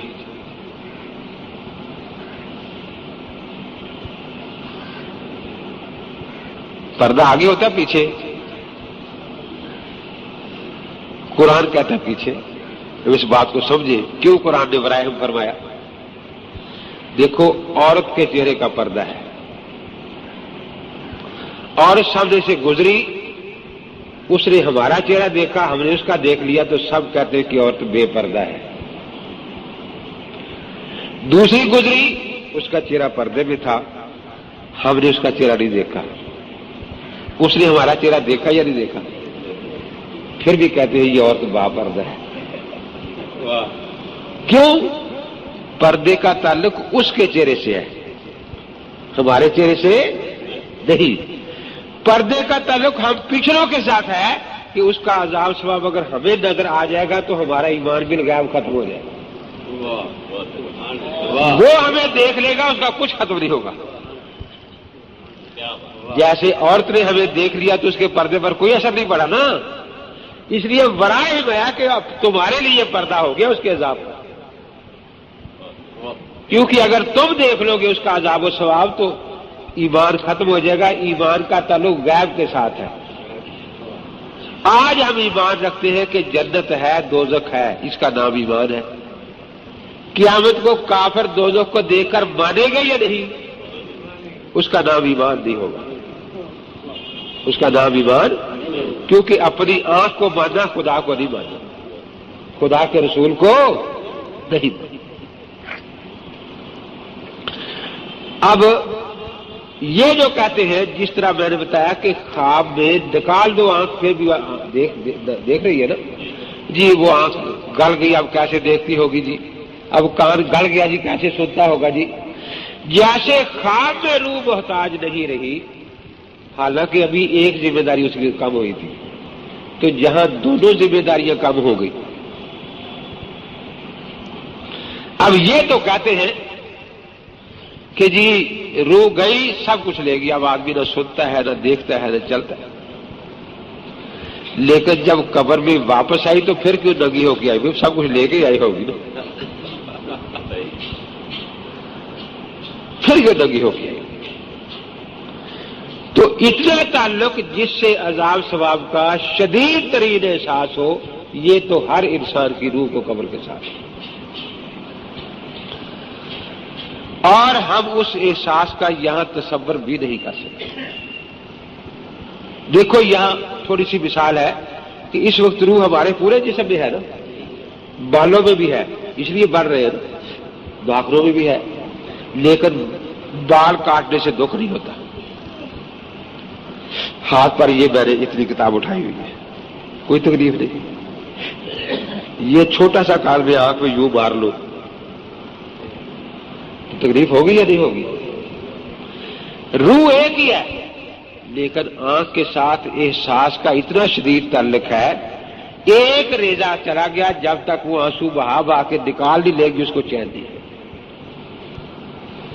تو جس طرح یہاں آنکھ کے ساتھ شدید تعلق ہے روح کا، وہاں چونکہ سارا تعلق ہی احساس ہے، اس لیے اتنا شدید تعلق ہوگا عذاب ثواب کا، وہاں کی لذت کا احساس اتنا شدید ہوگا کہ ہم یہاں تصور کر ہی نہیں سکتے. وہاں کا عذاب کا احساس اتنا شدید ہوگا کہ ہم تصور کر ہی نہیں سکتے. تو اتنی بات تو عذاب و ثواب قبر کے بارے میں ہے کہ آپ ان سے پوچھیں کہ آپ عذاب و ثواب قبر کے قائل ہیں یا نہیں، وہ کہتے ہیں. لیکن جیسا میں نے بتایا اب وہ انکار نہیں کرتے، جیسے قادیانی خاتم النبیین کے لفظ کا انکار نہیں کرتے، لیکن کہتے ہیں اس جسم کو نہیں، کوئی نیا جسم تلاش کرتے عذاب کے لیے، اس قبر میں نہیں کوئی نئی قبر تلاش کرتے. ہم کہتے ہیں کہ اسی جسم کے ساتھ سب کچھ گزر رہا ہے، اسی جسم اس قبر میں سارا عذاب ثواب ہو رہا ہے. اب شہداء کا مقام اس سے بھی بلند ہے. فرمایا وَلَا تَقُولُوا لَمَن يُقْتَلُ فِي سَبِيلِ اللَّهِ أَمْوَاتٌ، کہ جو اللہ کے راستے میں قتل ہو گئے ان کو مردہ نہ کرو. اب جب قتل ہو گئے روح نکل گئی یا نہیں؟ کل نفس ذائقۃ الموت کا وعدہ پورا ہو گیا یا نہیں؟ ہو گیا نا. دیکھو ہم موت کا انکار نہیں کرتے، جھگڑا موت کے بعد کی حیات کا ہے. ایک دن میں ایک بس سٹینڈ پر بیٹھا تھا تو دو آدمی مجھے دیکھ رہے تھے دور بیٹھے، پھر آئے گئے کہ جی آپ کا نام امین صاحب ہے؟ میرے ساتھ کہتے ہم بھی اسکول ٹیچر ہیں. تو ہم گئے تھے چلا لگانے تبلیغی جماعت کے ساتھ. ایک جگہ مولوی صاحب کہتے تھے کہ شیخ الحدیث جو مولانا زکریا صاحب ہے یہ قرآن کے منکر ہیں. کیسے کہ قرآن کہتا ہے کہ نبی مردہ ہے، انک میت و انہم میتون، اور شیخ الحدیث کہتا ہے زندہ ہے. کہتے ان کو تو ہم نے کہہ دیا تھا کہ شیخ الحدیث کو قرآن تم سے زیادہ آتا تھا، لیکن ایک وسوسہ ڈال دیا انہوں نے. کہتے آپ تجھے دیکھ کر ہمیں یاد آیا کہ امین صاحب بیٹھے پوچھ لے جا کے. میں نے کہا اس آیت کا اس مسئلے سے کوئی تعلق نہیں. ہم یہ تو آیت وہاں پیش کریں جو کہتے ہو کہ موت آئی ہی نہیں. جب موت آ گئی یہ وعدے پورے ہو گئے نہ کبھی تو نہ ہوئی تھی، اس کے بعد کیا حال ہے؟ بات تو اس بات پر. میں نے پوچھا آپ کی عمر کتنی؟ کہتے 40 سال. میں نے کہا 40 سال سے پہلے جو تیری حال تھی اس کو قرآن موت کہہ رہا ہے. کیف تکفرون باللہ وکنتم امواتا فاحیاکم. اب اس کے بعد 40 سال سے اللہ نے تمہیں زندگی دے دی ہے، اب تم امواتن کے مصداق ہو یا احیاکم کے. تو جیسے اس موت کے بعد یہ زندگی ہے اس طرح اس موت کے بعد اگلی زندگی ہے. یقتل میں موت آ گئی، بل احیا میں زندگی آ گئی. تو میں نے کہا اس کا زمانہ اور ہے، اس کا زمانہ اور ہے یہ تو وہاں سنائے جو موت مانتے نہ ہو. ہم کہتے موت کے بعد اللہ نے حیات عطا فرمائی. تو وہ آپ کو بتا بھی نہ جائے نا، لمبا بیان ہو جائے. ایک لطیفہ یاد آیا. نمازی کس میں یاد ہے آپ کو؟ کسی نے لکھا ہے کہ نمازیوں کی 6 قسمیں ہیں: اصلی، وصلی، فصلی. 8 کے، کھاٹ کے، 360 کے.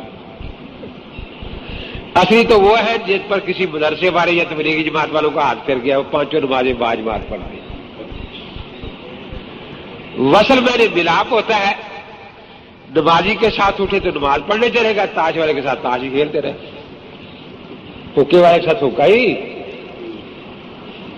اور فصلی نمازی وہ رمضان میں جب تک چاولوں کی فصل آتی ہے تو 2-3 صفحے بڑھ جاتی ہے نمازیوں کی.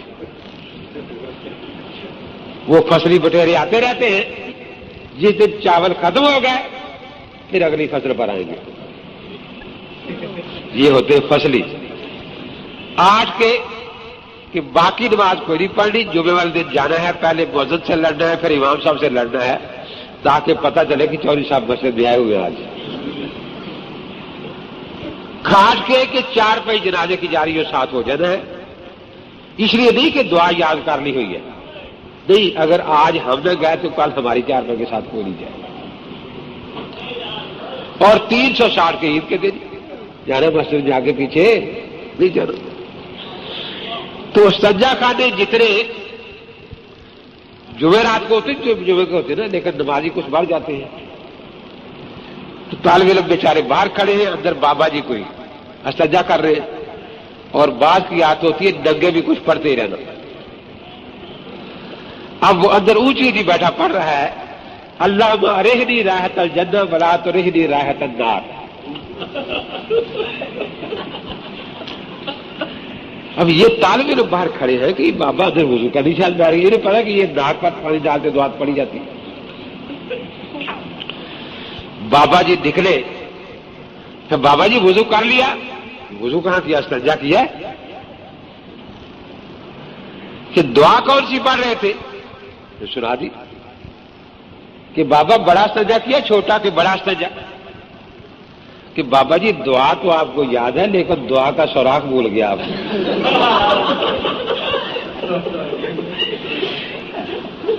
جس سے دعا یاد کی تھی نا، اس سے پوچھتے کہ کس سوراخ پر پڑ. تو جس طرح بابا جی کو دعا یاد تھی لیکن سوراخ بھول گیا تھا، ان بیچاروں کو بچوں سے لے کر بوڑھوں تک آیت یاد ہے: اِنَّ کَ مَيِّتٌ وَإِنَّهُم مَيِّتُونَ. لیکن موقع بال بابے کی طرف بھول گیا ہوا، جہاں دل کرتا پڑھنا شروع کرتے اور کو جاتے ہی نہیں بیچارے.